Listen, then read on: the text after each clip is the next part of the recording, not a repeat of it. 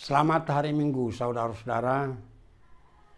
Kita kembali akan menikmati firman Tuhan menjadi kehidupan kita. Kita berdoa. Damai sejahtera Allah yang melampaui segala akal, memelihara hati dan pikiran saudara-saudaraku di dalam Yesus Kristus Tuhan kita. Amin. Firman Tuhan untuk kita pada hari ini yang tertulis di dalam Kejadian 12 ayat 1 sampai dengan ayat 9. Berfirmanlah Tuhan kepada Abram, "Pergilah dari negerimu, dari sanak saudaramu, dan dari rumah bapamu ini ke negeri yang akan kutunjukkan kepadamu. Aku akan membuat engkau menjadi bangsa yang besar, dan memberkati engkau serta membuat namamu masyhur, dan engkau akan menjadi berkat. Aku akan memberkati orang-orang yang memberkati engkau, dan mengutuk orang-orang yang mengutuk engkau. Dan olehmu semua kaum di bumi akan mendapat berkat." Lalu pergilah Abram seperti yang difirmankan Tuhan kepadanya, dan Lot pun ikut bersama-sama dengan dia. Abram berumur 75 tahun ketika ia berangkat dari Haran. Abram membawa Sarai istrinya, dan Lot anak saudaranya, dan segala harta benda yang didapat mereka, dan orang-orang yang diperoleh mereka di Haran. Mereka berangkat ke tanah Kanaan, lalu sampai di situ. Abram berjalan melalui negeri itu sampai ke suatu tempat dekat Sikem, yakni pohon terbantin di More. Waktu itu orang Kanaan diam di negeri itu. Ketika itu Tuhan menampakkan diri kepada Abram dan berfirman, "Aku akan memberikan negeri ini kepada keturunanmu." Maka didirikannya di situ mezbah bagi Tuhan yang telah menampakkan diri kepadanya. Kemudian ia pindah dari situ ke pegunungan di sebelah timur Betel. Ia memasang kemahnya dengan Betel di sebelah barat dan Ai di sebelah timur. Lalu ia mendirikan di situ mezbah bagi Tuhan dan memanggil nama Tuhan. Sesudah itu Abram berangkat dan makin jauh ia berjalan ke tanah Negeb. Demikian bunyinya.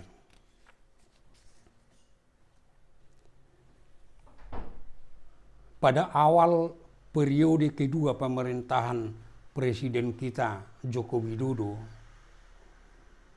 beliau memanggil orang-orang yang menjadi calon menteri.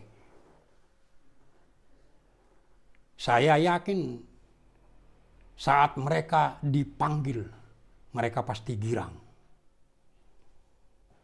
Mereka bergembira. Hatinya berbunga-bunga. Panggilan dari presiden. Dan merasa pasti akan menjadi menteri. Mereka dengan bersuka cita. Dikatakan harus memakai baju kemeja putih. Pakai kemeja putih semua. Karena begitu berharganya panggilan itu. Mungkin banyak orang yang iri. Tetapi kalau kita orang percaya, tidak perlu iri akan panggilan itu. Karena kita harus menyadari bahwa ada panggilan yang jauh lebih mulia dan lebih agung dari situ. Yaitu panggilan Allah Tuhan kita. Dari sejak sekolah minggu kita telah dididik. Dari sekolah minggu kita menyanyi. Dengar. Dia memanggil nama saya. Dia memanggil namamu. Giranglah, giranglah. Jawab dengan ya Tuhan, ya Tuhan.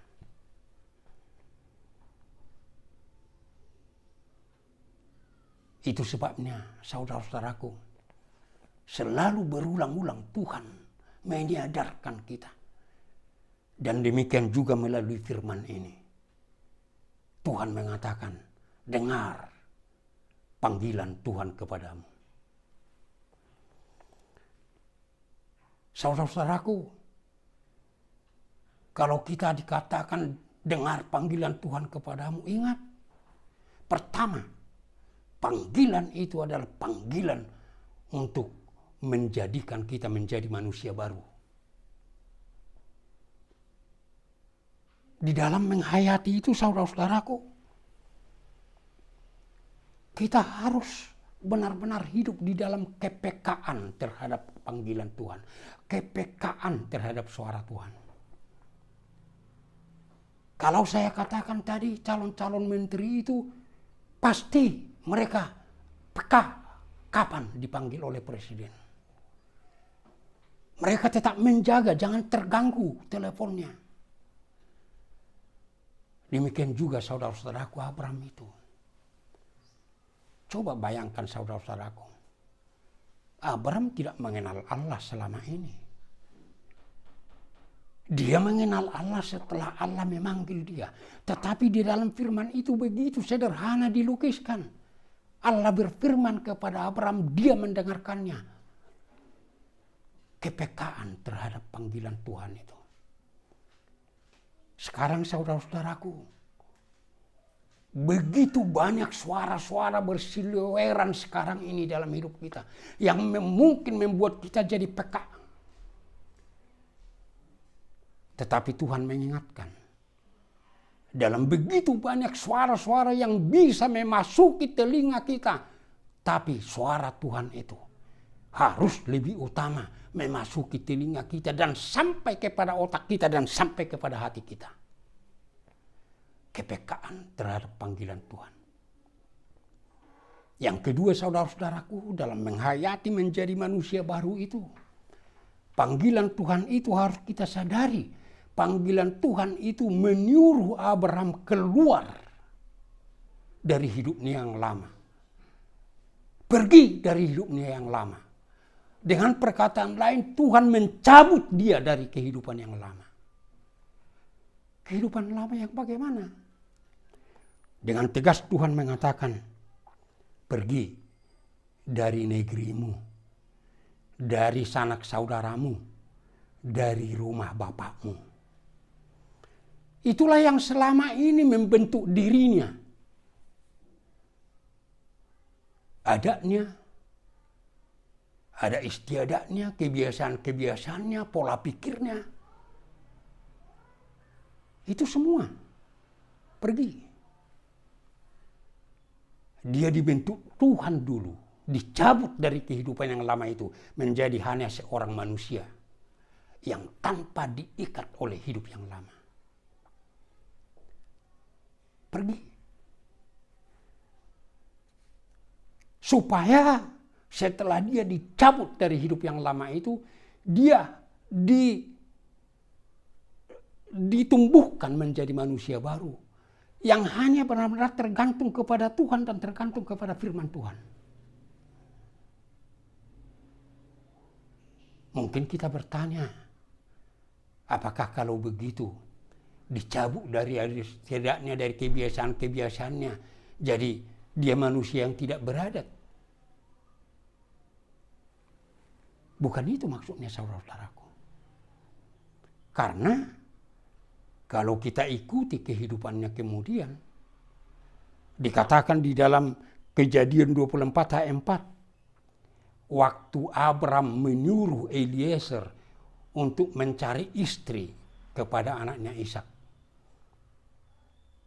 Abraham berkata begini, tetapi engkau harus pergi ke negeriku dan kepada sanak saudaraku untuk mengambil seorang istri bagi Ishak anakku.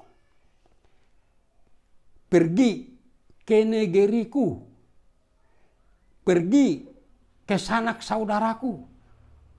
Panggilannya tadi, keluar dari negerimu, keluar dari sanak saudaramu. Tapi setelah dia dibentuk menjadi manusia Tuhan, anak Tuhan, setelah dia dikuasai oleh firman itu, dia pergi ke negerinya. Tapi bukan untuk menghidupi itu kembali, tapi membawa Ribka supaya hidup sebagai anak Tuhan bersama dengan dia, menjadi istri anaknya. Artinya negerinya nggak pernah dia lupakan. Tetapi semua itu tidak jadi mengikat dirinya lagi, yang terutama dia hidup dan bertumbuh di dalam panggilan Tuhan itu. Baru sebagai orang yang sudah hidup dan bertumbuh dalam panggilan Tuhan itu, dia menghadapi negerinya, menghadapi sanak saudaranya, menghadapi semua yang mengikat dia selama ini. Apa yang mau dikatakannya, saudara-saudaraku? Kita masyarakat Batak ini dari segi value system diikat oleh 3 nilai. Nilai adat, lebih dulu saya katakan nilai adat, nilai agama, dan nilai hukum. Kesalahan besar bagi kita masyarakat Batak, termasuk bagi kita orang-orang percaya, sampai sekarang ini, kita lebih banyak diikat oleh nilai adat. Bahkan nilai agama itu seolah-olah belum sah kalau tidak disahkan secara adat. Coba lihat perkawinan-perkawinan. Orang merasa walaupun sudah diberkati di gereja, disahkan di gereja, itu seolah-olah tidak sah kalau tidak dilakukan secara adat. Orang Batak itu lebih takut dia melanggar adat daripada melanggar agamanya. Nah, inilah yang tidak bisa. Kalau kita sudah dipanggil, nilai yang terutama mengikat kita harus nilai agama. Harus firman Tuhan. Dan harus di dalam hidup firman Tuhan itu kita kalau mau melihat negeri kita kembali, melihat kepada adat kita itu, supaya kita hanya melakukan adat yang benar-benar menjadi berkat sesuai dengan firman Tuhan. Bahkan nilai hukum juga sebenarnya harus kita hidup dulu sebagai anak Tuhan. Hidup dulu sebagai bangsa Tuhan. Di dalam hal yang seperti itu, baru kita akan bisa melakukan hukum itu dengan benar. Dengan demikian, saudaraku, kita akan bisa bertumbuh dalam panggilan Tuhan itu. Yang ketiga, saudara-saudaraku, kita dipanggil menjadi manusia baru karena kita dicabut dari kehidupan yang dikuasai oleh otak menjadi kehidupan yang dikuasai oleh iman. Bahkan otak kita itu di dalam panggilan Tuhan menjadi kekuatan untuk menghidupi iman.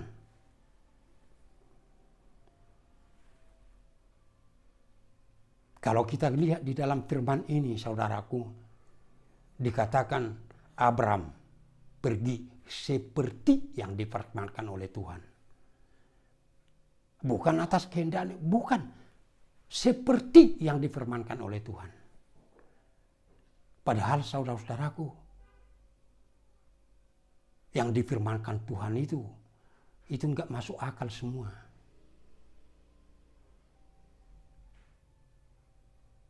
Tetapi itu menjadi kebenaran dalam iman. Apa yang saya katakan tidak masuk akal semua. Tuhan mengatakan kepada Abram, pergi ke negeri yang akan kutunjukkan kepadamu. Secara akal budi, secara pikiran, itu masih kehidupan yang tidak pasti. Yang tidak tahu kita bagaimana.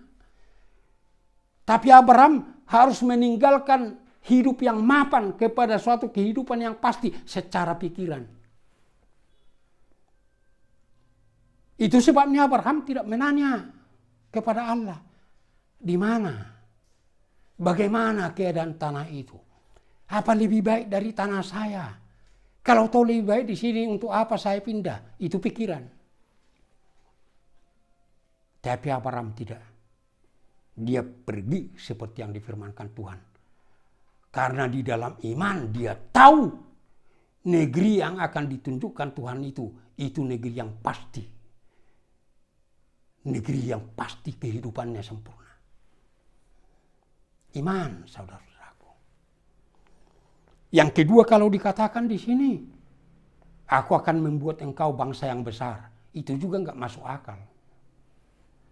Mengapa? Abraham udah 75 tahun. Sarai udah 65 tahun. Dalam Kejadian 11 ayat 30 dikatakan Sarai itu mandul. Gak masuk akal itu. Tapi walaupun tidak masuk akal, Abraham tidak bertanya, bagaimana Tuhan membuatnya? Istri saya mandul. Enggak, dia terima dalam iman. Dia tahu itu kepastian dalam iman.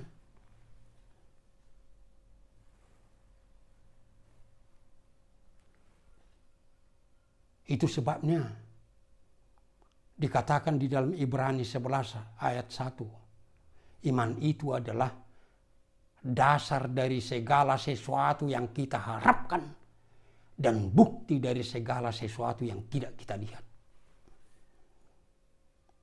Itu iman Abraham. Saudara-saudaraku, sekarang ini kita sudah masuk ke era otak. Era ilmu pengetahuan. Manusia tidak bisa lagi menerima kalau itu tidak bisa diterima otaknya, kalau itu tidak masuk akal.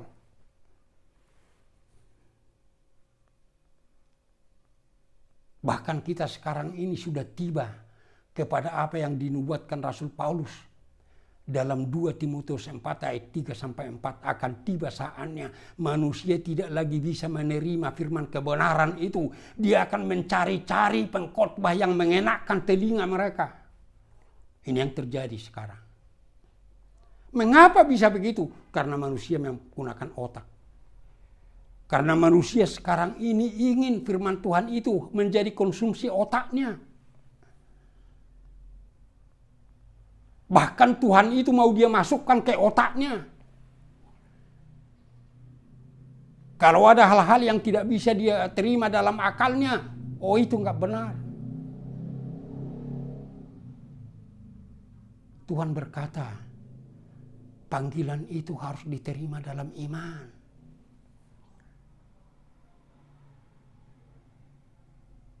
Keluar dari manusia yang hanya mengandalkan otak. Menjadi manusia yang hidup dalam iman.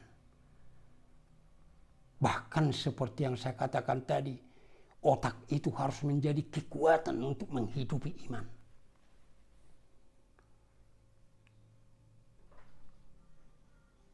Kalau Abraham tadi dicabut dari kehidupan yang dikuasai otak kepada kehidupan iman, tren sekarang ini berbeda, kebalikannya.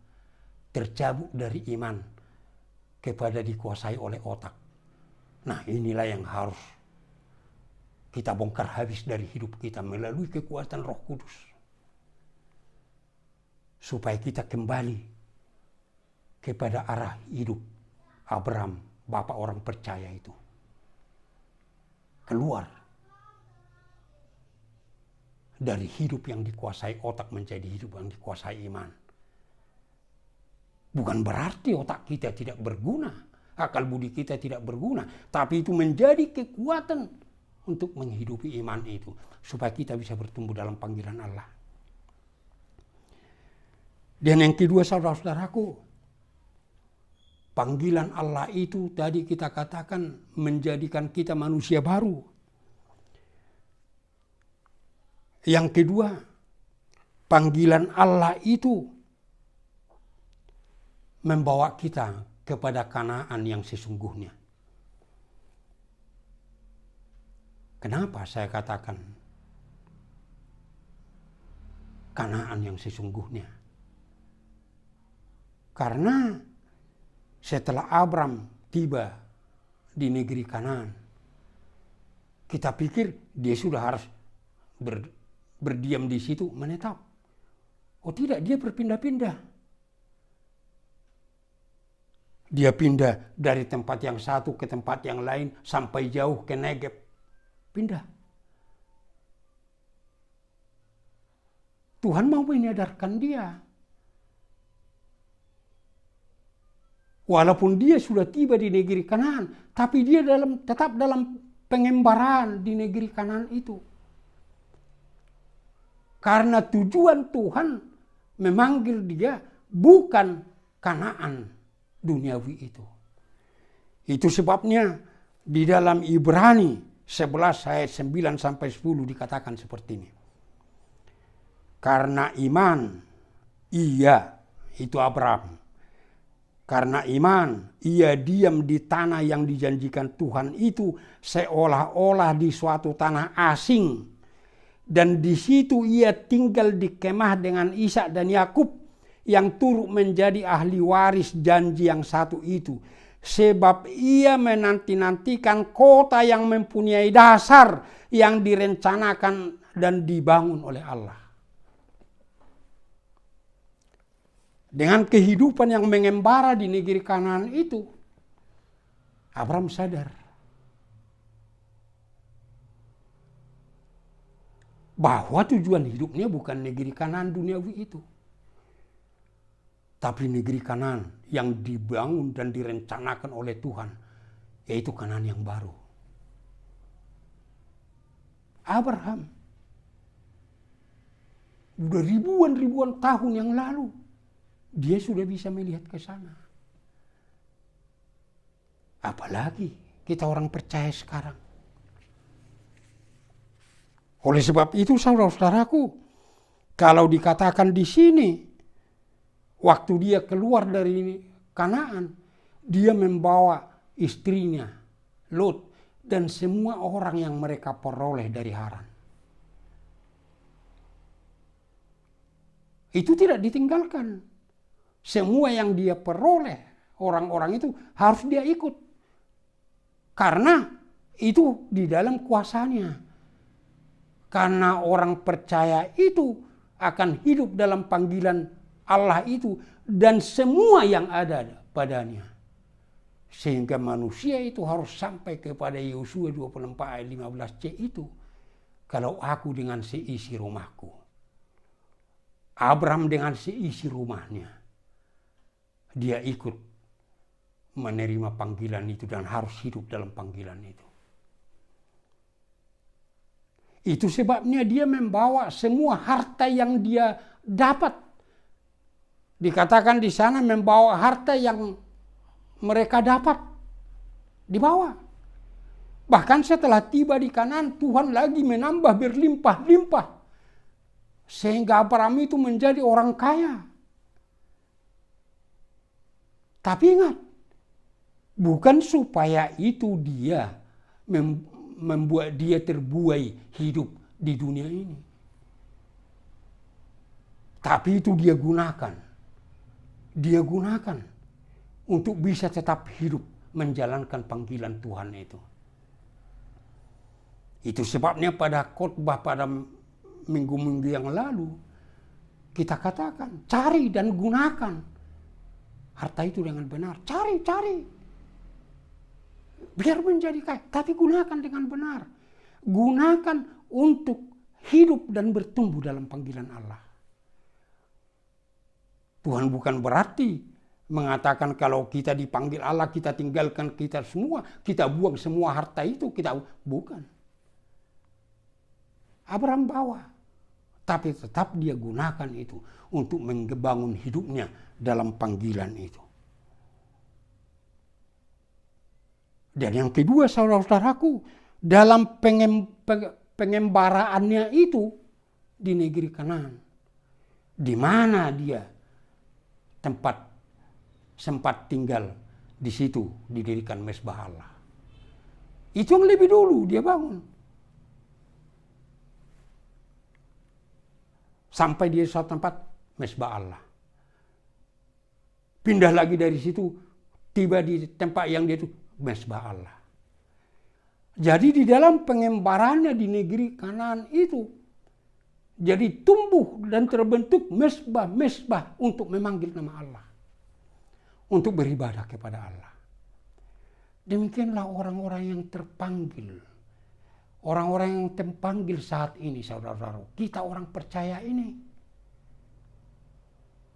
Di mana kita berada, di situ harus timbul ibadah kepada Tuhan. Rumah kita harus menjadi mezbah kepada Tuhan. Keluarga kita harus menjadi mezbah. Di mana saudara bekerja, di kantor itu harus ada di sana mezbah di dalam dirimu, ibadah kepada Tuhan.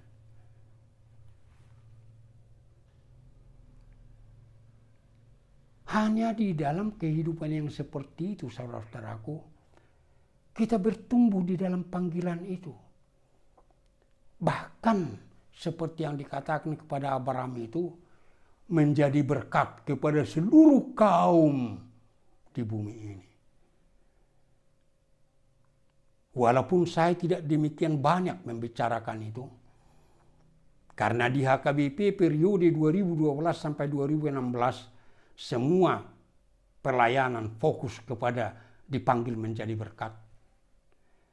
Itu sebabnya sekarang kita menghidupi kekayaan firman Tuhan dalam hal-hal panggilan Tuhan itu. Dan kita tahu itu semua. Abraham itu menjadi berkat kepada seluruh kaum. Terwujud itu terutama di dalam Yesus Kristus Tuhan kita. Keturunan Abraham. Sehingga di dalam hidup kita sekarang ini, saudara-saudaraku, harus benar-benar dengar panggilan Tuhan.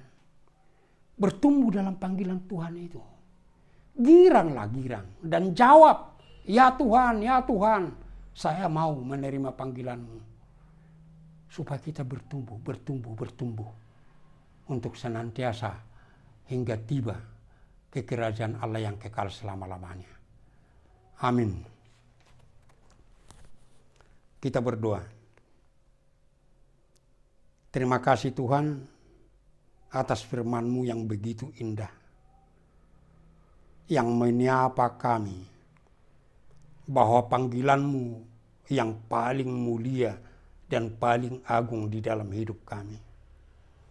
Supaya kami mau menjawab panggilan-Mu dalam sukacita dan hidup di dalam panggilan itu. Sehingga kehidupan kami tidak ditentukan oleh kehidupan duniawi itu lagi. Tapi kehidupan kami akan ditentukan oleh firman-Mu dan hidup sebagai anak-anak-Mu. Di dalam kehidupan yang seperti itulah kami bertumbuh Tuhan dalam panggilan itu. Supaya kami jangan kerdil. Dalam iman kami bertumbuh hingga mencapai kepenuhan iman di dalam Yesus Kristus Tuhan kami. Di dalam kehidupan yang seperti itulah kami menghadapi seluruh yang terjadi dalam kehidupan kami ini. Terutama menghadapi pandemi virus corona ini. Supaya kami semakin dikuatkan dalam iman, berserah diri kepadamu Tuhan. Karena hanya Engkau yang bisa menyelamatkan kami dari pandemi ini. Dan bisa memulihkan kami. Menyelamatkan bangsa kami dan memulihkan bangsa kami. Memulihkan gereja-gerejamu. Supaya gerejamu benar-benar hidup sebagai tubuh Kristus. Dan bisa beribadah kepadamu di tengah-tengah rumahmu. Dan akhirnya bersumber dari ibadah di tengah-tengah rumahmu. Di dalam seluruh kehidupan kami kami akan senantiasa menumbuhkan ibadah kepadamu Tuhan di dalam Yesus Kristus Tuhan kami. Hanya oleh karena kasih-Mu di dalam Yesus Kristus Tuhan kami berdoa kepadamu Tuhan. Amin.